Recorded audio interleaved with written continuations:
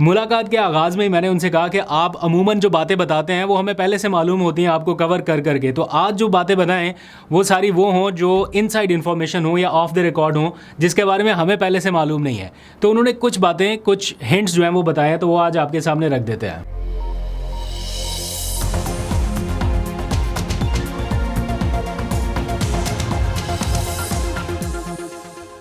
बिस्मिल्लाहिर्रहमानिर्रहीम, अस्सलाम वालेकुम। पाकिस्तान और दुनिया भर में देखने और सुनने वालों को अब्दुल कादिर का सलाम। पाकिस्तान में 20 जुलाई की रात है। अब से कुछ देर पहले पाकिस्तान तहरीक इंसाफ के कुछ जिम्मेदारान से बातचीत हुई। ऑफ द रिकॉर्ड ये मुलाकात थी जिसमें कुछ इनसाइड इन्फॉर्मेशन जानने की कोशिश की। खासतौर पे 5 अगस्त आ रहा है तो उसकी तैयारियां क्या हैं, अलीमा खान की स्टेट मूवमेंट से पीटीआई का क्या ताल्लुक है, नौरीन न्याजी के स्टेटमेंट से पीटीआई क्यों डिस्टेंस कर रही है या उनका क्या पॉइंट ऑफ व्यू है, तो ये सारी बातें जानने का मौका मिला। फिर हुकूमत से मुज़ाकरात के मामले पर हुकूमत ऑफ़र कर रही है, पीटीआई जवाब क्यों नहीं दे पा रही। माजी में जो मुज़ाकरात हुए उनमें ऐसा क्या हुआ था कि मुज़ाकरात ख़त्म कर दिए गए। आज पहली बार ये चीज़ सामने आई है, तो कुछ इनसाइड इन्फॉर्मेशन है आपके सामने रखेंगे। और फिर ये कि क्या इन मुश्किल हालात में भी कि जब इमरान खान साहब की मुलाकातें बंद हैं, क्या उनका कोई पैगाम पीटीआई की लीडरशिप तक पहुँच रहा है वाया दिस एंड दैट। जो भी मुलाकातें अंदर कहीं ना कहीं हो जाती हैं तो किसी तरीके से कोई राब्ता हो पा रहा है, तो इस बारे में सारे आज सवालात हुए, तो एक एक करके आपके सामने रखेंगे। फिर आज पाकिस्तान तहरीक इंसाफ के बाद टीएलपी का जो इंतखाबी निशान था वो भी छिन गया। सेम उसी फैसले का हवाला देते हुए, उसी तरह जो इंट्रा पार्टी इलेक्शन है उनको जवाज़ बनाते हुए इलेक्शन कमीशन ऑफ पाकिस्तान ने आज एक नोटिफिकेशन जारी कर दिया, अपना फ़ैसला जारी कर दिया बल्कि, और उसमें टीएलपी का इंतखाबी निशान छिन गया। इसके ऊपर भी थोड़ी बात करेंगे। और फिर सुप्रीम कोर्ट में आज इमरान खान से मुलाकातों का मामला भी ज़ेर बहस आया। ये केस बहुत अहम है, तो इस हवाले से भी आज की कुछ पेशरफ्त है, बल्कि इसी से आगाज़ कर लेते हैं, फिर एक एक करके सारी डिटेल्स आपके सामने रख देते हैं। सुप्रीम कोर्ट ऑफ पाकिस्तान में इमरान खान से मुलाकातें ना कराने से मुतालिक तौहीन अदालत का जो केस है वो समाअत के लिए मुकर्रर था। 3 रुकनी बेंच ने इस केस की समाअत की। जस्टिस मोहम्मद अली मज़हर इसकी सरबराही कर रहे थे। वफाक ने और पंजाब ने इस सारे केस की मुखालफत की है एक तरह से, और ये भी कहा गया कि ये केस तो काबिल समाअत है ही नहीं एंड सो ऑन।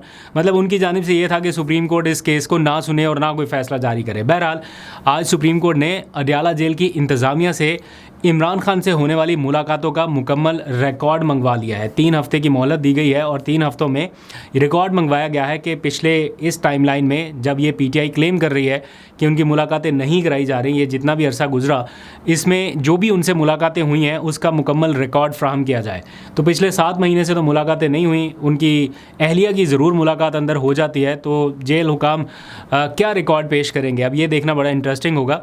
तो 3 हफ्ते का टाइम दिया, ज़्यादा ही मिल गया टाइम उनको, उन्होंने तो 4 हफ्ते की मोहलत मांगी थी। बहरहाल 3 हफ्ते के बाद ये केस अब दोबारा समाअत के लिए मुकर्रर होगा। तब तक क्या डायनामिक्स रहेंगे ग्राउंड रियलिटी पे और क्या क्या कुछ बदल चुका होगा, इसके ऊपर भी नज़र रखेंगे। अच्छा, अब आ जाइए ज़रा पाकिस्तान तहरीक इंसाफ के ज़िम्मेदारान से होने वाली मुलाकात के हवाले से।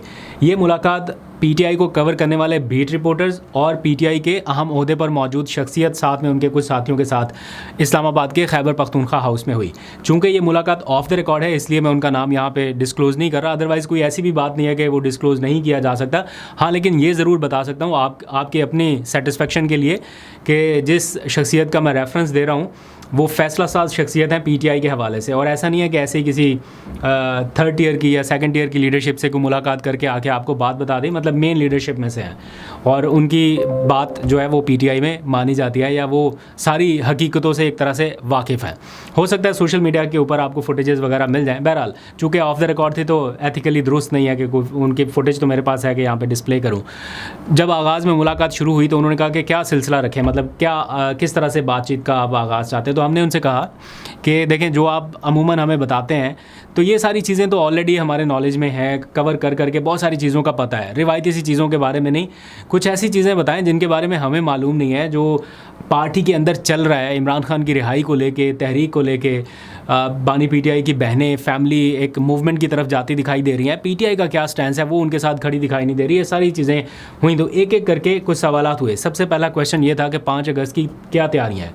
उन्होंने कहा जी कि देखें, सीधी सी बात आपसे करेंगे कि तैयारियों के हवाले से बहुत सारी तजावीज़ हमारे पास आई हैं और अभी उसके ऊपर मुशावरत जारी है। कोई एक फ़ैसला हतमी नहीं है, उसके ऊपर तजावीज़ के ऊपर अभी भी मुशावरत जारी है और 1-2 दिनों में या इसी हफ्ते के अंदर अंदर हम डिसाइड कर लेंगे कि 5 अगस्त को हमने एक्चुअली करना क्या है।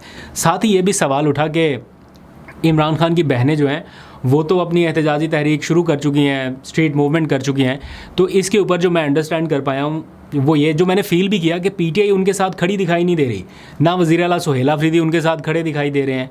यानी पीटीआई बतौर जमात और सूबाई हुकूमत वहाँ पर कहीं आसपास उनके नज़र नहीं उस तरह से आ रही। और कल सवात में चूँकि उनका कुछ पावर शो था और लोगों के साथ इंटरेक्शंस थी, तो सवात के मुकामी लोगों की जानिब से मेरे पास जो वॉइस नोट आए हैं उसमें यही कहा गया कि जितना बड़ा ये इज्तिमा हो सकता था, इमरान खान की बहनों के हवाले से जिस तरह का वेलकम हो सकता था वैसा नहीं था। ये उनकी राय है, मैं तो चूँकि मौके पे मौजूद नहीं था, वहाँ के जो कारकुनान हैं उन्होंने वॉइस नोट में ये डिटेल्स भेजी हुई हैं, कहेंगे तो मैं आपको सुना भी दूंगा। तो यही बात मैंने उनके सामने रखी कि पार्टी थोड़ा डिस्टेंस करती दिखाई दे रही है, ये सारी सिचुएशन। तो जो मैं अंडरस्टैंड कर पाया वो ये कि पार्टी ने ये फ़ैसला कर लिया है टॉप लेवल पर कि अलीमा खान साहिबा अगर आवाम के साथ इंटरेक्ट करती हैं, ये बहुत अच्छी बात है, खुशाइंद बात है। उनका आवाम के साथ इंटरेक्शन अगर हो रहा है तो इसी तरह वो कहते तहरीकें बनती हैं। इसी तरह उन्होंने मिसालें भी दी कि कश्मीर में वो उमर नज़ीर कश्मीरी हैं, वो कैसे आ गए, सामने आ गए, अचानक ऐसे ही आए। इसी तरह यहाँ से भी कोई बड़ा लीडर सामने आ सकता है। तो अगर वो तहरीक चला रही हैं उस पर पीटीआई को बतौर जमात कोई एतराज़ नहीं है, लेकिन पीटीआई अपने सियासी फ़ैसले खुद करेगी। पीटीआई ने एहतजाज कैसे करना है, किस प्लेटफॉर्म से करना है, उसकी हिकमत अमली क्या होगी, उसमें वो कह रहे हैं कि बहनों से मुशावरत ज़रूर हो सकती है, लेकिन उनके फ़ैसले जिस तरह से वो कर रहे हैं एग्जैक्ट वैसे हो ऐसा ज़रूरी नहीं है। पीटीआई अपनी पॉलिसी अलग से बताएगी। तो ये तो क्लियर मुझे पता चल गया कि पीटीआई डिस्टेंस कर रही है अलीमा खान की इस स्ट्रैटेजी के साथ कि जनाब हमने कोई स्ट्रीट मूवमेंट करनी है। वो कह रहे हैं कि हम देखते हैं कि क्या होता है, क्योंकि अगर हम ज़्यादा से ज़्यादा भी कर लेंगे तो क्या हो जाएगा, 60,000 65,000 लोग निकल आएंगे जैसे 26 नवंबर को निकले से, तो उससे क्या हो जाएगा। फिर आगे की मिसालें उन्होंने दी। तो अलीमा खान जो कर रही हैं वो कह रहे हैं ठीक है, जो भी कर रही हैं करते रहें, लेकिन पार्टी की पॉलिसी कुछ और होगी। दूसरी चीज़, नौरीन नियाज़ी का जो हालिया स्टेटमेंट है, इससे क्लियरली उन्होंने कहा कि ये उनका अपना स्टेटमेंट है, ये पार्टी पॉलिसी को रिफ्लेक्ट नहीं करता। तो ये दो चीज़ें क्लियर हो गई। हुकूमत से मुज़ाकरात के हवाले से हमने उनसे पूछा कि हुकूमत आपको कह रही है कि जनाब हम मुज़ाकरात के लिए तैयार हैं, वज़ीर आज़म ने ऐवान में खड़े होकर ऐलान कर दिया कि आएँ बैठें बातचीत करते हैं, तो पीटीआई की जानिब से उस तरह कोई रिस्पांस नहीं किया गया, कोई बैठ के प्रेस कॉन्फ्रेंस के जनाब हम तैयार हैं बातचीत के लिए, या कोई भी ऐसी चीज़ जैसे कारकुनान अक्सर एक्सपेक्ट करते हैं कि जनाब आप इस ऑफ़र को एक्सेप्ट कर लें, तो वैसा कुछ नहीं नज़र आया। तो इसकी क्या वजह है? तो उन्होंने बहुत सारी चीज़ें बताई कुछ ऑफ द रिकॉर्ड, और जो मैं समझ पाया वो ये कि वो कहते हैं कि अभी इस्टेब्लिशमेंट जो है वो इस नतीजे पर नहीं पहुंची कि पीटीआई से बातचीत की जानी चाहिए। ये एग्जैक्ट उनके कोट एंड कोट अल्फाज में आपको बता रहा हूँ। इस वजह से वो हुकूमत के साथ बातचीत के लिए अभी कोई ग्रीन सिग्नल नहीं दे रहे कि हम हुकूमत के साथ बातचीत के लिए बैठ जाएं, और जिनके साथ एक्चुअल हम मुज़ाकरात करना चाहते हैं, जिनके पास असल फ़ैसला साजी की ताकत है, वो बात करना ही नहीं चाह रहे या इस नतीजे पर नहीं पहुँचे कि हाँ जी कोई रिलीफ देना है, तो फिर इनके साथ बैठ के क्या फ़ायदा। नंबर 1 ये। दूसरा, वो ये कह रहे हैं कि जब माजी में मुज़ाकरात हुए तो वो कहाँ पर बिगड़े। अभी बहुत सारे लोगों को इस बारे में मालूम नहीं है कि कहाँ पर वो पॉइंट ख़राब हुआ कि इमरान खान साहब ने भी कहा कि अब मुज़ाकरात नहीं करने, और किसी ने भी कहा कि ठीक है बस सारे ख़त्म हो गए, अच्छे भले मुज़ाकरात चल रहे थे ना। तो वो ये बता रहे हैं कि वो शख्सियत जिनसे हम आज मिले हैं, वो कह रहे हैं कि मैं ख़ुद उन मुज़ाकरात में मौजूद था उस टाइम जब ये सारी बातचीत चल रही थी। इससे आपको अंदाज़ा हो जाना चाहिए कि हम किससे मिल गए हैं। थोड़ा सा तो हिंट मैंने आपको दे दिया। बहरहाल वो कह रहे हैं कि मैं ख़ुद उस मुलाकात में मौजूद था। तो हमारा ये मुतालबा था, जो पहला मुतालबा था कि 9 मई के ऊपर जुडिशल कमीशन कायम किया जाए और उसकी जो मुकम्मल सीसीटीवी फुटेज है वो रिलीज़ कर दी जाए। वो घंटे की है, 1.5 घंटे की है, 2 घंटे की है, जिस टाइम पे वो वाक़या हुआ वो रिलीज़ कर दी जाए। तो कह रहे इसके ऊपर रिलक्टेंट हो रही थी हुकूमती साइड, और पहले उन्होंने कहा कि नहीं ये नहीं हो सकता, और फिर उन्होंने कहा कि ठीक है, इसहाक डार साहब का उन्होंने नाम लिया कि इसहाक डार साहब ने हमें ये कहा कि ठीक है हम इसके ऊपर पूछ कर बताते हैं। और फिर उन्होंने साथ ही ये कहा कि आजकल तो ये पूछ कर बताते हैं वाला एक मिसाल ही बन गई है ना, लेकिन उस टाइम कह रहे वाकई उन्होंने हमें एग्जैक्ट यही अल्फाज कहे थे कि हम पूछ कर आपको बताते हैं। और फिर जब उनकी बात कहीं हुई होगी, पूछा होगा उन्होंने, तो फिर आके उन्होंने कहा कि नहीं ये नहीं हो सकता। बस उसके बाद फिर मुज़ाकरात आगे नहीं बढ़े। वो कह रहे हैं कि उस वक्त जब हुकूमत के साथ हमारी बातचीत हो रही थी तो उसमें इमरान खान साहब की रिहाई का एलिमेंट शामिल नहीं था। ये कोई शर्त शामिल नहीं थी कि इस वजह से मुज़ाकरात ख़त्म हो गए होंगे, हम इमरान खान की रिहाई मांग रहे हैं, ऐसा कुछ नहीं था। हम सिर्फ 9 मई पे जुडिशल कमीशन मांग रहे थे, ये उनके कहने के अल्फाज हैं। अच्छा, मुझे भी ये नहीं पता था कि ये इस वजह से मुज़ाकरात जो हैं वो ख़त्म हो गए। मुझे ये लगता था कि शायद इमरान खान साहब की रिहाई के ऊपर वो कोई आमादगी ज़ाहिर करने के लिए तैयार नहीं थे, इसलिए मुज़ाकरात ख़त्म हुए। ये पहली बार उन्होंने कुछ तफसीलात बताई, और भी कुछ डिटेल्स हैं, शायद कल के व्लॉग में मैं वो शामिल करूँगा, क्योंकि हम इतना लंबा व्लॉग नहीं करेंगे। लेकिन काफ़ी सारी चीज़ों का एग्जैक्ट पता चला कि अंदर चल क्या रहा है, पार्टी के अंदर क्या चल रहा है। ये जो गद्दार वाला सारा मामला चलता है कि ये भी गद्दार वो भी गद्दार, उसके अंदर पार्टी में क्या चल रहा है, क्या सोच पाई जा रही है, ये तफसील भी आपको बतानी है।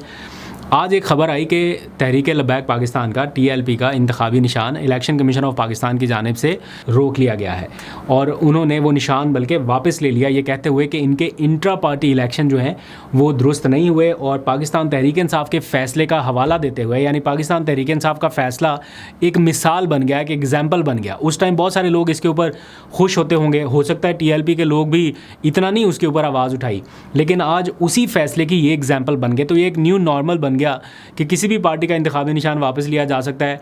मिसाल दी जा सकेगी ये PTI का हुआ, जब किसी और का करना होगा तो मिसाल दी जाएगी कि PTI और TLP का किया गया, इसलिए अब इनका कर रहा है। हो सकता है मौलाना की जमात का किसी टाइम पे इंतखाबी निशान वापस ले लिया जाए। एग्जाम्पल है ना, आजकल थोड़ा उनके लिए भी हालात को इतना साजगार नहीं है, तो इसलिए हो सकता है उनके लिए भी हो। तो जो जमात नहीं बोल रही, फिर आगे आहिस्ता आहिस्ता किसी भी टाइम उनकी बारी आ सकती है। तो ये एक ट्रेंड बन गया, न्यू नॉर्मल बन गया। तो आज उनका इंतखाबी निशान जो है वो वापस ले लिया गया।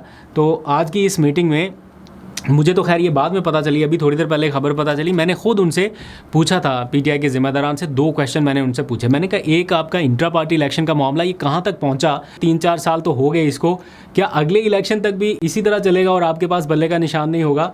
और दूसरा, क्या नए इलेक्शन कमीशन के सेटअप के लिए आप हायर कोर्ट्स को अप्रोच करेंगे? क्योंकि इलेक्शन कमीशन तो मौजूदा यही चल रहा है। तो इसके ऊपर एक बड़ी लंबी डिटेल उन्होंने बताई कि क्यों वो नहीं जा रहे और क्यों उनको लगता है कि ये इसी तरह चलेगा। और मुझे एग्जैक्ट ये फ़ील आई, उन्होंने बल्कि ये कहा भी कि शायद अगला इलेक्शन भी उनको इसी तरह से लड़ना पड़े कि बल्ले के निशान के बगैर। तो मैंने उनसे पूछा कि अगर ऐसी कोई सिचुएशन आती है तो फिर क्या आप फिर इलेक्शन इसी तरह लड़ेंगे जैसे 2024 का हुआ? तो उन्होंने कहा नहीं, फिर हम एक और जमात का उन्होंने नाम लिया कि पहले तो हमें पता नहीं था, लेकिन अब हमें ये जमात। तो अभी भी वो ये सोच के बैठे हैं कि 2029 के जब इलेक्शंस होंगे तो उस टाइम भी यही सिचुएशन होगी और हम बल्ले के निशान के बगैर इन जमातों के निशान के ऊपर इलेक्शन लड़ेंगे।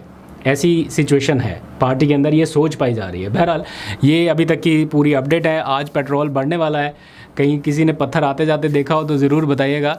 आज पता नहीं बढ़ेगा या कम होगा, ज़्यादा इम्कानात बढ़ने के हैं क्योंकि ट्रेंड तो यही चल रहा है और आज कीमतों में रद्द बदल होनी है बेसिकली। देखते हैं, आपको अपडेट करते रहेंगे। अपना बहुत सा ख्याल रखिए। अल्लाह हाफ़िज़।